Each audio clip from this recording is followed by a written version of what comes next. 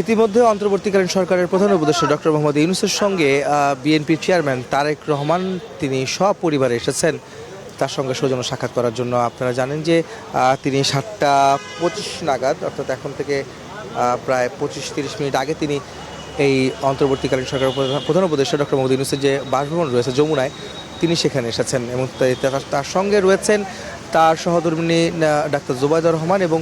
Barrister Zaima Rahman, তাদের একমাত্র মেয়ে, তিনি কিন্তু সঙ্গে রয়েছেন বলে আমরা জানতে পেরেছি। কিন্তু আমরা এখনও পর্যন্ত ভিতরের কোনো ছবি বা ফুটেজ পাইনি। একই সঙ্গে এখানেও আসলে নিরাপত্তার কারণে আমাদেরকে বেশ দূরে দাঁড়াতে হচ্ছে, যে কারণে এখান থেকেও ভিতরের খোঁজ খবরটাও আসলে নেওয়াটা কষ্টকর হচ্ছে। গণমাধ্যম কর্মী হিসেবে আমাদেরকে একটু বেশ দূরে দাঁড়াতে হচ্ছে তাদের নিরাপত্তার কারণে। এটা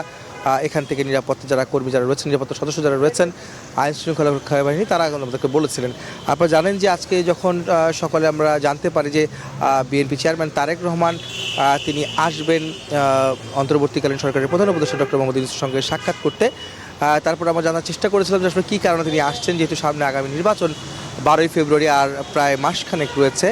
এর মধ্যে তিনি আসছেন দেখা করতে। সেটা একটি কারণ হিসেবে রাজনৈতিক কারণ কিংবা নির্বাচনী কোনো কারণ কিনা সে বিষয়ে জানতে চেষ্টা করেছিলাম। তবে আমরা জানতে পেরেছি যে গত 25শে ডিসেম্বর তারেক রহমান যখন দেশে ফিরেছিলেন 17 বছর পর নির্বাসিত জীবন শেষে নির্বাসন কাটিয়ে তিনি যখন দেশে ফিরেছিলেন, তখন তার নিরাপত্তা এবং তার যে কর্মসূচি বা তার কর্মযজ্ঞে যে সহযোগিতা সরকার করেছিল, সেই জায়গাতে সরকারের সহযোগিতার জায়গা থেকে তিনি কৃতজ্ঞতা প্রকাশ করার জন্য আনুষ্ঠানিকভাবে তিনি এসেছেন। শুধু তাই নয়, একই সঙ্গে তার কদিন পরে, অর্থাৎ 5 দিন পরে 30শে ডিসেম্বর তারেক রহমানের মা, বিএনপির চেয়ারপারসন এবং মরহুমা বেগম খালেদা জিয়া যিনি মারা যান, এবং তার মৃত্যুর পর, তার ইন্তেকালের পর সরকারের যে সহযোগিতা তার পরিবারের উপরে করা হয়েছিল এবং তার জানাজা অনুষ্ঠিত হয়েছিল তার পরের দিন মানিক মে এভিনিউতে, এবং সেই সুশৃঙ্খল জানাজায় লক্ষ লক্ষ মানুষ এসেছিলেন। তাদেরকে সুশৃঙ্খল পরিবেশে সে জানাজা অনুষ্ঠিত হওয়া এবং তার দাফন সম্পন্ন হওয়া, সব মিলিয়ে যে আইন শৃঙ্খলা রক্ষাকারী বাহিনী এবং সরকারের যে সহযোগিতা ছিল, সেই বিষয়েও আসলে আনুষ্ঠানিকভাবে ধন্যবাদ এবং কৃতজ্ঞতা জানাতে তারা এসেছেন তারেক রহমান তার পরিবারকে নিয়ে, সেটি আমরা জানতে পেরেছি। একই সঙ্গে আসলে তিনি যেহেতু বিএনপির চেয়ারম্যান এবং একটি বড় রাজনৈতিক দলের প্রধান এবং সামনে নির্বাচন হচ্ছে, সেই নির্বাচনে তিনি প্রার্থী হিসেবেও এসেছেন।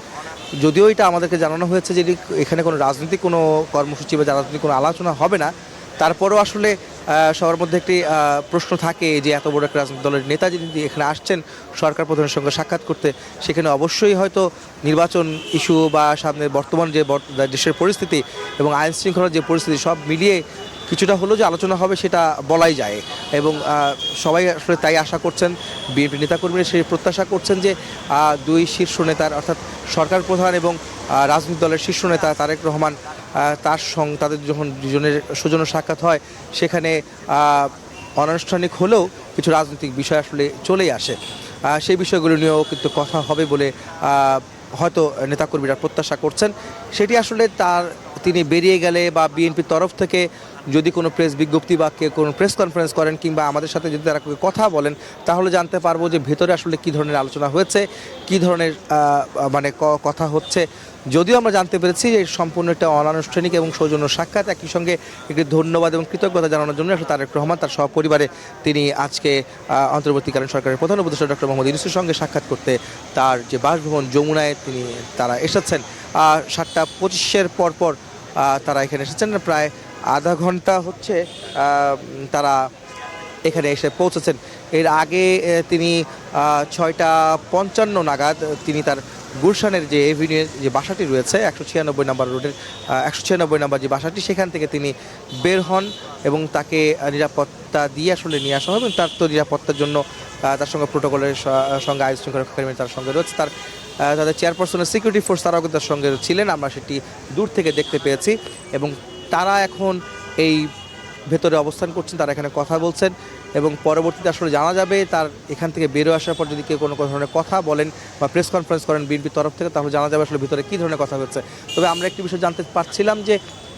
বিএনপির হয়তো স্থায়ী কমিটির কোনো সদস্য, একই সঙ্গে বিএনপি মহাসচিব মির্জা ফখরুল ইসলাম আলমগীর তিনি সঙ্গে থাকবেন, কিন্তু আমরা যতটুকু নিশ্চিত হয়েছি এখানে এখন তারা কেউই তাদের সঙ্গে নেই, শুধু সম্পূর্ণ পারিবারিক একটি যে সাক্ষাৎ সেটি আসলে এখানে হচ্ছে, সেটি আমরা জেনেছি। তবে আরও বিষয়ে বিস্তারিত জানতে পারবো যখন বিএনপির তরফ থেকে কোনো তথ্য আমাদেরকে জানানো হবে, যদি কেউ প্রেস কনফারেন্স কিংবা আমাদের সঙ্গে যদি তারা কথা বলেন গণমাধ্যমের সঙ্গে, তাহলে হয়তো আমরা জানতে পারবো। আপনারা জানেন যে এর আগে গত বছর 13ই জুন লন্ডনে তারেক রহমানের সঙ্গে অন্তর্বর্তীকালীন সরকারের প্রধান উপদেষ্টা ডক্টর মোহাম্মদ ইউনূসের একটি বৈঠক হয়েছিল এবং সেখানে কিন্তু আগামী নির্বাচন নিয়েও একটি কথা ছিল। নির্বাচন কবে নাগাদ হতে পারে, কবে কোন সময়টা আসলে উপযোগী নির্বাচনের জন্য, বাংলাদেশে আসলে কখন নির্বাচন হলে মানুষের চাহিদা পূরণ হবে, যে ভোটাধিকার তারা প্রয়োগ করতে পারবে, সেই বিষয়গুলি নিয়ে সেখানে আলোচনা হয়েছিল এবং তখনই কিন্তু আসলে নির্ধারণ হয়েছিল আগামী ফেব্রুয়ারিতে নির্বাচন অনুষ্ঠিত হবে এবং সেটাই কিন্তু আমরা দেখতে পাচ্ছি যে আগামী ফেব্রুয়ারিতে নির্বাচনের যে সম্ভাবনা এবং যে তফসিল ঘোষণা করা হয়েছে, আগামী 12ই ফেব্রুয়ারি সেই নির্বাচন অনুষ্ঠিত হতে যাচ্ছে। ত্রয়োদশ জাতীয় সংসদ নির্বাচন সেটি অনুষ্ঠিত হতে যাবে। সেই নির্বাচনের বিষয়ের কিন্তু সেখানে আলোচনা হয়েছিল এবং যৌথ বিবৃতিতে সরকারের পক্ষ থেকে এবং বিএনপির পক্ষ থেকে কিন্তু সেই বিষয়গুলি জানানো হয়েছিল সেই বৈঠকটিকে কেন্দ্র করে। এবং সেই বৈঠককে কেন্দ্র করে কিন্তু বাংলাদেশের রাজনীতিতে বেশ একটা পরিবর্তন এসেছিল এবং সবার মধ্যে একটা আশার সঞ্চার হয়েছিল যে অবশেষে নির্বাচনের একটি সময় আসলে নির্বাচনী রোডম্যাপ সেটি এসেছিল সেই বৈঠকের মাধ্যমেই। এবং তারপরে সেটা দেখেছি সেই ধারাবাহিকতায় কিন্তু আজ ফেব্রুয়ারিতে নির্বাচন হচ্ছে এবং আগামী 12ই ফেব্রুয়ারি তফসিল অনুযায়ী ত্রয়োদশ জাতীয় সংসদ নির্বাচন অনুষ্ঠিত যাচ্ছে, সেটি কিন্তু এখন নির্ধারিত। তো এই ছিল আসলে আমার কাছে এখন পর্যন্ত অন্তর্বর্তীকালীন সরকারের প্রধান উপদেষ্টা ডক্টর মোহাম্মদ ইউনূসের সঙ্গে বিএনপি চেয়ারম্যান তারেক রহমান এবং তার সব যে পরিবারের সদস্য যারা রয়েছেন তাদের সঙ্গে সৌজন্য সাক্ষাতের সব শেষ খবর।